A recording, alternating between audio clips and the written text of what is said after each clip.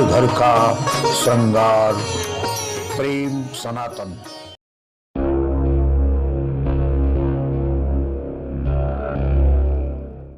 आज हम आपको लेके आए हैं नागेश्वर नाथ के एक ऐसे विचित्र स्थान पर जहां नागेश्वर नाथ के नाम पर महादेव तो मौजूद हैं, साथ ही उस मंदिर प्रांगण में एक नहीं लाखों लाख सांप भी मौजूद हैं। जी हां, शाम होते ही चारों तरफ सांप और सिर्फ सांप का ही पहरा हो जाता है। चारों तरफ एक से एक भयावह सांप ही सांप नजर आते हैं उस स्थान के ऊपर। सबसे खास बात यह है कि उस स्थान पर रहने वाले सांप किसी का कोई नुकसान नहीं करते हैं, बल्कि वहां सांप नागराज की एक समाधि तक बनी हुई है। और अगर आप उस समाधि के दर्शन करके उनसे कोई भी कामना करें तो तत्काल पूरी होती है। यानी नागेश्वर धाम पर नाग की इस विचित्र महिमा से आज हम पर्दा उठाने के लिए आपको लेके आए हैं नागेश्वर नाथ पर। नैमिषारण्य के अरण्य में स्थित नागेश्वर नाथ बेहद रहस्यमय स्थान है। इस मंदिर की सुरक्षा नागराज स्वयं करते हैं। रात्रि होते ही यहाँ चारों तरफ नाग और सर्पों से भर जाता है। रात्रि में कोई नहीं रुकता इस मंदिर पर। नागों की विचित्र कहानियाँ और किस्से सुनकर रोंगटे खड़े हो जाते हैं। हालांकि यह स्थान नागेश्वर नाथ महादेव का है, किंतु यहाँ एक नागराज की समाधि भी है, जिसकी परिक्रमा करके भक्त जो मांगते हैं वो मिलता है। नियमित रूप से श्री राम कथा सुनकर अपने प्राण त्यागने वाले नागराज को पुजारी इच्छाधारी नाग बताते हैं। क्या है इस नागलोक का रहस्य? क्या वास्तव में यहाँ रात्रि में नाग देवाधिदेव महादेव की पूजा करते हैं? क्या यहाँ पर इच्छाधारी नाग भी रहते हैं, या ये वो संत हैं जो वर्षों से तप कर रहे हैं? ये नागेश्वर मंदिर में यहाँ चारों तरफ नागों का बसेरा है, और जब रात्रि होती है तो ये सब नाग निकलकर यहाँ मंदिर पे घूमते ही रहते हैं। और यहाँ रात्रि में सो रहे थे, नाग हमारे पर दो चढ़े, उनको उठाकर ज़मीन में हमने फेंक दिया। वो आराम से उनके हाथ जोड़ लिया, वो नागेश्वर बाबा चले गए। यहाँ जितने आसपास झाड़ी और ये बाम्बियाँ हैं उनमें नाग बैठे हुए हैं, वो सब रात में निकलते हैं। रात में यहाँ यात्री लोग जो गढ़ होते हैं उनको दर्शन भी देते हैं।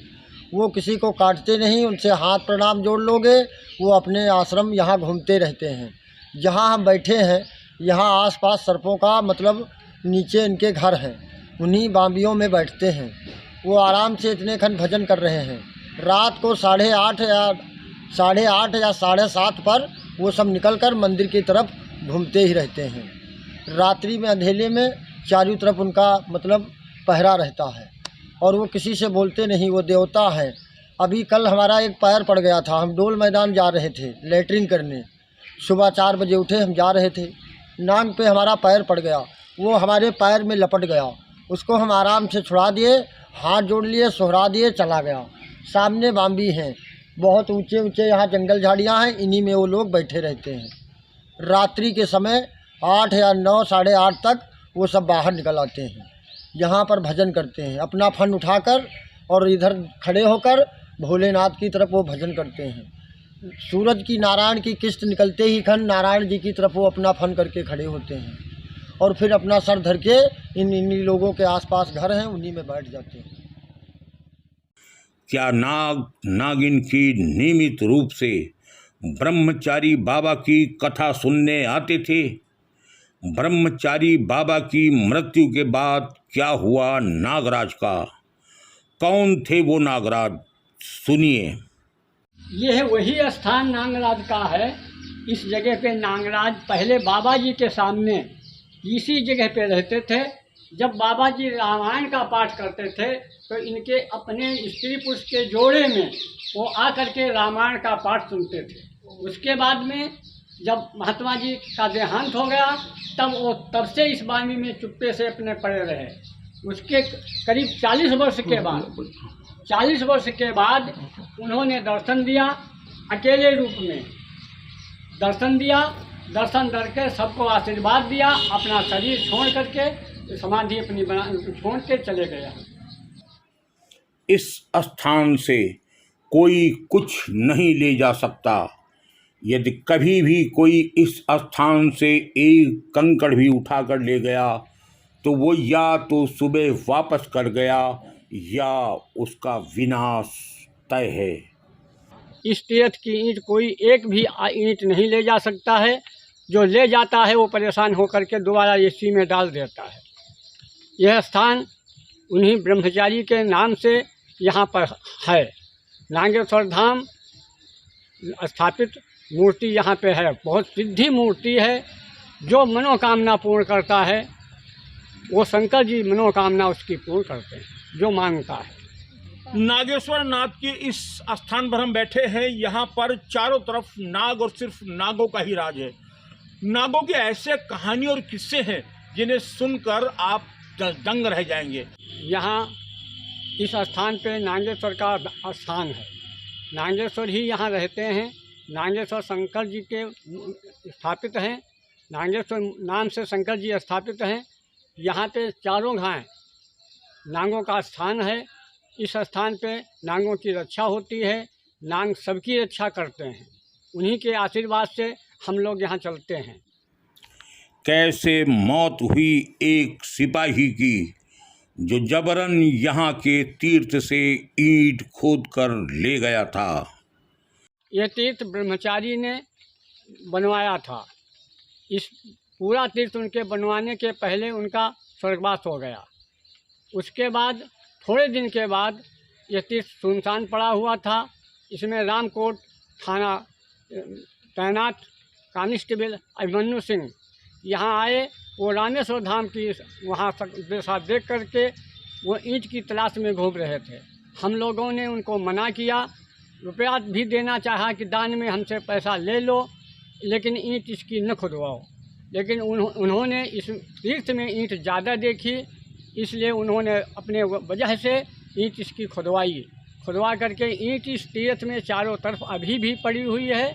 उस पर घास जाम चुकी है, वो जो उरकैया जाम चुकी हैं। अब वो जौन है वो एक ताली ईंट न मानने से खुदवा करके इसके अंदर एक कुआं भी है। आज भी कुआं है, लेकिन वो माटी से लेप हो गया है। उसका खुदवाया जाए तो वो निकल सकता है। अब वो जो है उसके अंदर एक जोड़ा सांप का निकला। उस सांप को जोड़ा को उन्होंने मरवा दिया। आखिर रात में जा कर के वो अपनी एक टाली ईंट यहाँ से ले जा करके रामेश्वर धाम में उलझा। वहाँ उनके दर्द उठी। दर्द के बाद उन्होंने बहुत दवाई की, लेकिन आखिर उनका भी स्वर्गवास हो गया। अब वह ईंट यहाँ पे वैसे ही पड़ी है, तीर्थ भी वैसा ही पड़ा है। विविधता और विचित्रता से भरा है यह स्थान। देवाधिदेव महादेव का नागेश्वर धाम और नागराज का नागलोक। कहते हैं एक तरफ देवाधिदेव महादेव अपने भक्तों पर कृपा बरसाते हैं तो दूसरी तरफ नागराज की परिक्रमा करके उनकी समाधि पर जो भी मांगते हैं वो तत्काल मिलता है। स्थान तो ये अति प्राचीन है। हम 50 साल से देखते चले आ रहे हैं। तो यहाँ पर विशाल जंगल था। खजूर के पेड़ इतने नज़दीक हैं जिससे कि यहाँ पैर रखना मुश्किल था। ये नाग देवता हमारे आए और जो है 6 महीने तक यहीं घूमते थे। यहाँ सेंटर लगा हुआ था। सेंटर पे रामायण हो रही थी, किसी ने बैठलवाई है। नाग बाबा रात भर सुनते रहे। सुबह 4 बजे उनका प्राणांत हो गया। भैया शिव भगवान आए, उन्होंने देखा, 4 आंसू उनके निकले। उन्होंने कहा कि हम यहाँ पर नाग बाबा को समाधिस्थ करेंगे हिंदू रीति रिवाज के साथ, इसी समाधि पर उनका हिंदू रीति रिवाज के साथ प्राणांत हुआ और जो है यहीं पर विलीन हुए। तब से और उसके 5 साल बाद ये मंदिर बना, 5 साल बाद ये मंदिर बना और बनना शुरू हुआ, बन के तैयार हुआ। दूसरा वाला मंदिर करीब 8 साल 10 साल इस तरीके से, इतना तो सटीक हम अभी बता नहीं सकते हैं। तो 8-10 साल बाद ये मंदिर बना हमारा, और यहाँ हम पूजा करते हैं, सैकड़ों तादाद में लोग आते हैं। सोमवार शुक्रवार को काफ़ी जो है गहना गहनी। एक बार दर्शन जरूर करें।